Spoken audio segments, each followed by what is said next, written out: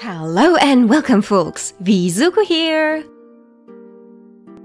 Love. Something humanity had great interest in throughout the centuries. So let me tell you something about love here.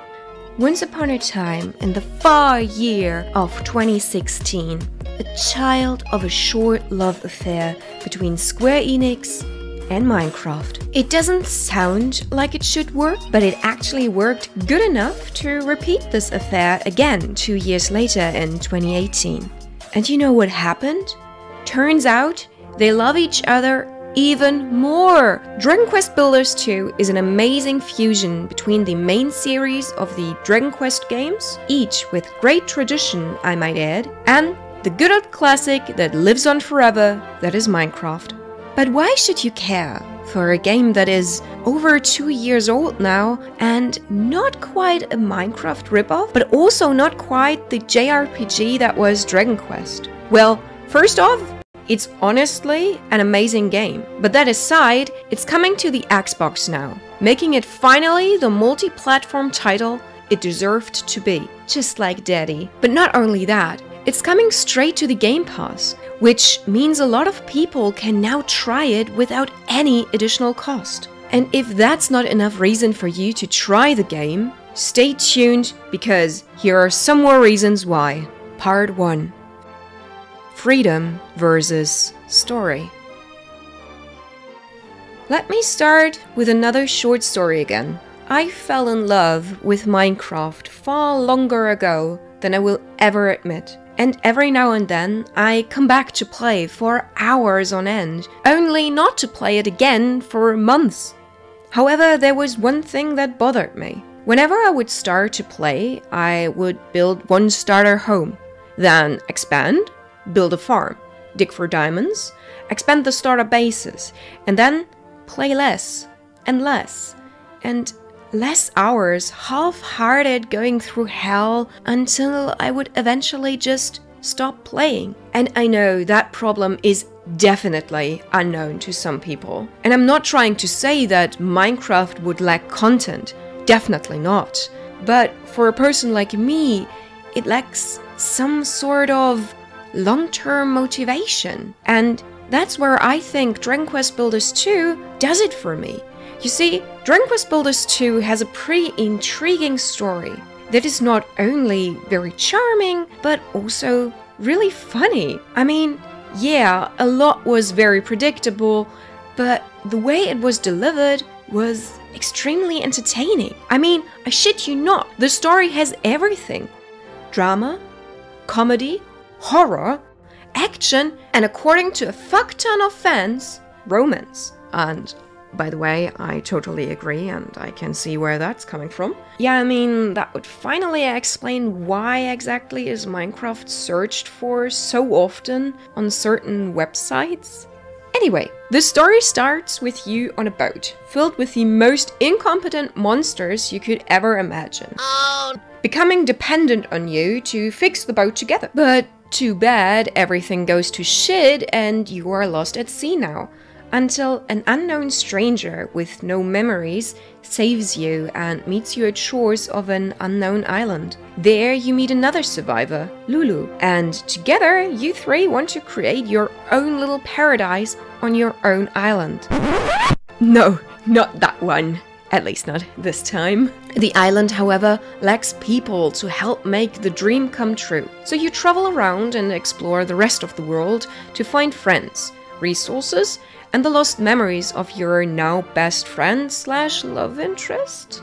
But I'm getting sidetracked here. My point is, Dragon Quest Builders 2 has a great story that keeps you not only very busy, but also very interested. And that made me play more, because I wanted to know what's next. Where will we go? Who will we meet? And what is even going on? Because hell yeah, the story escalated so damn hard. I admit that Dragon Quest Builders 2 does pay a price for the very, very good story. It lacks freedom. Freedom that Minecraft, however, has. A great appeal to Minecraft is the sheer unlimited world and possibilities. And that is something that doesn't really exist, in that extent at least, in Dragon Quest Builders 2. The height and depth of the world isn't as far or deep as Minecraft worlds would be, unfortunately, but don't get me wrong, people can still make stuff like this.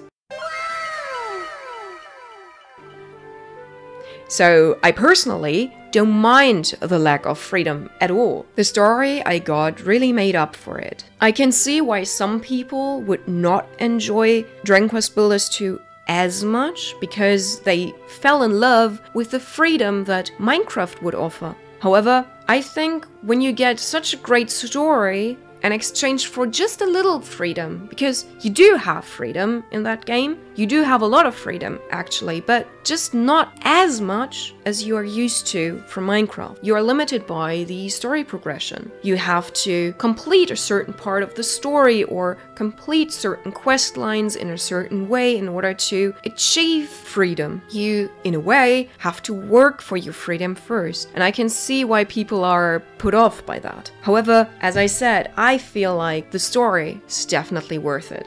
Part 2. Interior design. I always loved the creative aspect to Minecraft. I don't want to say I was good, but I still enjoyed my builds, and in my head, I have improved. But there was one thing I always thought the actual game lacked: furniture and decorations. I mean, yes, I know that's what mods are for, but considering that the Switch version of Minecraft, for example, doesn't really have great mod support, I think it's fair to put mods aside for now. And in Dragon Quest Builders 2, you have a lot of different decoration items and furniture without any mods after all. And I do feel like that does make a difference. That opens completely new opportunities. The way you can design and decorate indoor but also outdoor areas. I mean, look at this. Or this. Or look at this. I mean, don't you feel the urge to build a house block for block and then design a room layout with furniture designed like this? I know that some won't feel that way and might feel that the different styles clash a little. And it is true that the game doesn't recreate the retro design many came to love from Minecraft. And that's okay. It's its own thing. And I, for one, I love it. Watching people building stuff like this is amazing. And the aesthetic is completely different when you compare it to Minecraft builds. What can I say? I do love both. But I think that the Dragon Quest Builders designs have something more exciting to them, something a little bit less flat. They're more dynamic, I feel, which is certainly due to the different shapes used in Dragon Quest Builders 2. Because while in Minecraft everything is very stylized in this blocks of something, and everything contains this block shape, in Dragon Quest Builders 2, that is not the case. The characters have chibi, anime-esque body shapes, hair and eye shapes. In return, also the furniture do have round shapes or square shapes, all kinds. And I think for the eye, that does change the way that you look at both of those pictures. While both look great, undeniably, I think they are hard to compare because of how differently both are stylized. Which leads me to my next point: Solitude versus community. When you think back to the story Dragon Quest Builders 2 provides, it is important to know that to create a story, you need something to interact with. That can be an environment, characters, or something else. In Dragon Quest Builders 2, the story is mostly driven by its characters. Each of them have their own personality and their own way of talking, making them feel pretty unique. And now compare that to the Minecraft villagers. Oh, yeah, I don't even feel bad about that. Well, while both are very useful in their ways, they are very differently useful. You see, in Minecraft it feels a lot like forced labor. They had their own lives that you interrupted and you stole all of their belongings and, oh yeah, I still don't feel bad about it. On the other hand, the islanders of Dragon Quest Builders 2 gave you a feeling of togetherness. your own little army, your own little farmers, your own little group of friends. Not only because of their characters, but also since it's just so easy to get them do the job you want them to do. If there are fences, it's a field. And if it's a field, farmer people cannot help themselves but to work. In Minecraft, I never really wanted to build houses for anyone but me.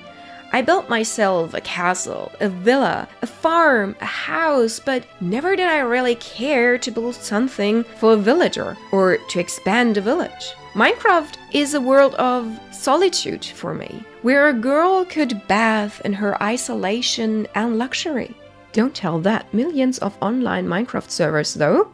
I know that's overdoing it, but when you don't have friends to play with or you're socially awkward about meeting people, then I do think that it's accurate. Besides, it's a difference whether you have to go and look for company or whether the game provides you with some company itself. And I know comparing the Dragon Quest Builders 2 characters with the Minecraft villagers is a little unfair. Since Minecraft does not have a real story, of course, those characters cannot evolve or grow attached to you the same way in Dragon Quest Builders 2 they could. But they're the only thing that I could go up on. The only other thing that keeps you company in Minecraft is your dog, and in Dragon Quest Builders 2 you can breed them. I would love them as company for real. But let's get to the main part. Part 4. Blocks. Okay, so we have compared the game a lot to his old man, so it makes only sense to address why. The gameplay and feel to the game is very Minecraft-esque, which is why it is much easier to compare it to Minecraft than to Dragon Quest. It is a Dragon Quest title that not only takes place in the world of Dragon Quest, but also has some sort of a role in the overall story of Dragon Quest. However, the gameplay, game mechanics, and the way that you progress in the story are so different from the main series that it's just so much easier to compare it to Minecraft than to Dragon Quest. Basically, what you do is collect blocks, build with blocks, eat to survive, fight occasionally, and that is basically your gameplay. And it's the same gameplay that you repeat in Minecraft. And the way that you do those things is very different. In Dragon Quest Builders 2, you get a lot of neat tools, for example, that make a lot of tasks much faster. The hammer you can use to destroy any block before you at some point can charge so that you don't actually have to destroy block for block, but rather whole chunks at a time, making mining much faster. Furthermore, you can get unlimited supplies for some exclusive resources, which makes grinding at some point much easier, at least when it comes to very basic resources, while the game also offers enough valuable and rare resources. Big projects are definitely easier to manage with these tools alone, but there's more. A bottomless pot that can fill any river without the need to refill at all. Gloves so that you can move blocks without destroying them first, and also gives you the possibility to move blocks with patterns however you like. Or my personal favorite, a magic pencil, with which you can just copy any build you did and make your islanders build a copy for you. The game is more comfortable all around, making tasks you'd usually have to repeat over and over quicker and more effective. And while I do like that a lot, for some reason that doesn't feel as much of a benefit to me. Minecraft had this chill way to play, exactly because you'd have to work your way through your project block for block, and I think that makes the gameplay that chill. I think what I feel here is an equal enjoyment for both. I really like about Dragon Quest Builders 2 that I can easy and fast destroy and build whatever I want. But also I enjoy Minecraft's chill block for block style. And that's what leads me to my conclusion. I loved Dragon Quest Builders right away, and so I wanted my friends to play it. But a lot of them didn't find the game appealing at all. Mostly because they did what I did, compare it to Minecraft. And I think it actually should be compared to Minecraft because it draws so heavy inspiration from it. It's not even an overstatement to call Dragon Quest Builders 2 Minecraft's son. But at the same time, it's a very different game that could never take the place Minecraft holds, but it can have its own place. And I think it deserves it. So I hope that if any of the mentioned points made you interested in the game, you'll try and see for yourself. I, for one, would love community to grow. And don't forget the best argument from the start of the video. If you got the Game Pass, it's free. Oh, and it didn't fit in anywhere, but I wanted to mention these blocks. Look at them. Look at the rooms. They look like real wallpaper. I love it. And I need to tell you about them, but well, they didn't really fit him. So, here you go. So what about you in the end? What do you think? Would you give the game a try, or are you scared off completely now? Or did you play it already maybe? Let me know in the comments down below. Next video is going to be up next Wednesday, and I hope to see you there. Until then, have it good. Bye!